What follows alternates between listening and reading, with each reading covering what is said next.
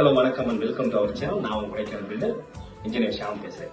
So இன்னைக்கு வீடியோல நம்ம எதை பத்தி பார்க்க போறோம் பார்த்தீங்கன்னா, என்னுடைய நண்பர் ஒருத்தர் என்கிட்ட ஒரு சில கொஸ்டின்ஸ் எல்லாம் கேட்டிருந்தாரு. அவர் வந்து ஒரு ரொம்ப சின்ன பில்டிங் பண்றாரு, 20x50. ஸோ அந்த பில்டிங்ல வந்து ரொம்ப எடிட் பண்ணி காமிக்கணும், ஹைலைட்டை காமிக்கணும்னு சொல்லி கேட்டிருந்தாரு.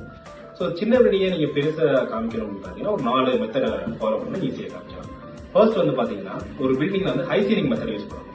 அதாவது நார்மலா நம்ம ஃப்ளோர் லெவல்ல இருந்து 10 feet ஹைட்டுக்கு வந்து சீலிங் லெவல் வைப்போம். ஸோ அது வந்து ஒரு 12 feet நீங்க இன்க்ரீஸ் பண்ணீங்கன்னா கொஞ்சம் பில்டிங் பெருசா தெரியும். ஸோ நம்ம எங்களோட ஷென்மனூர் ப்ராஜெக்ட்ல வந்து அதெல்லாம் பண்ணிருப்போம் நாங்க. ஸோ அதை பத்தி வீடியோ நான் போட்டிருப்பேன். செகண்ட் திங் பாத்தீங்கன்னா பெயிண்டிங்.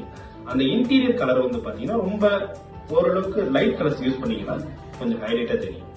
மூணாவது வந்து பாத்தீங்கன்னா சீலிங் லைட்ஸ். ஸோ அந்த சீலிங் லைட்ஸ் வந்து பாத்தீங்கன்னா மேல சீலிங்ல இருந்து ப்ரொஜெக்ட் ஆகி தெரியக்கூடாது. நார்மல் சீலிங்கோட வர சீலிங் லைட்ஸ் யூஸ் பண்ணீங்கன்னா இன்னும் கொஞ்சம் பில்டிங் அழகா இருக்கும்.